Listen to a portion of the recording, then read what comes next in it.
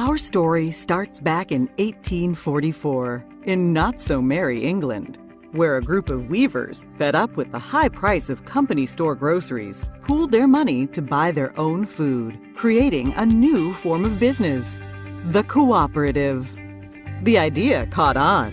Here in the U.S., President Roosevelt gave electric cooperatives a jumpstart with the founding of the Rural Electrification Administration, the REA, telling American farmers and ranchers, if you want electricity, you can do it yourselves. And they did. Rural men and women quickly began scraping together the $5 needed for membership and equity in the co-op. Up went the poles and wire and lines to bring rural folks what they so desperately needed: power.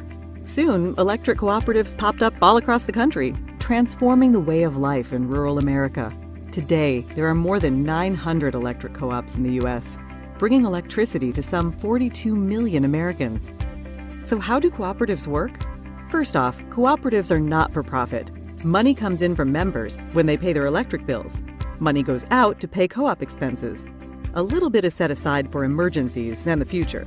Any leftover is returned to members. Pretty sweet, huh? But it's not just about the money. Co-ops exist only to serve their members. They have a unique set of cooperative principles. All may join, regardless of race or gender or creed. That's the first principle of cooperatives: voluntary and open membership. Members vote for the directors to lead their co-op. They vote yay or nay on big issues. Majority rules. That's the principle of democratic member control. Everyone pays a little money to become a member. An owner. We call that principle participating economically. Cooperatives believe and invest in education, training, and information. That makes them smart and sets them apart. Cooperatives stand on their own two legs. Decisions are made locally for local people. We call that principle autonomy and independence. But cooperatives also work together. They join forces to restore outages after storms, get financing, do research, and speak up in the halls of government. We call this hallowed principle cooperation among cooperatives. It's what makes us strong. And co-ops have a heart, a big heart.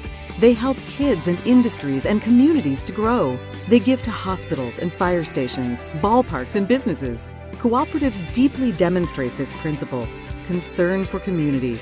Community's a cool concept. Communities are just groups of people. And that is the cooperative's secret ingredient. It's the dedicated people who work day in and day out to provide reliable and affordable power.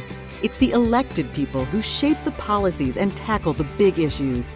For the most important group of people, the members. Members, the whole reason cooperatives exist. Now that's the cooperative difference. And that's the cooperative advantage.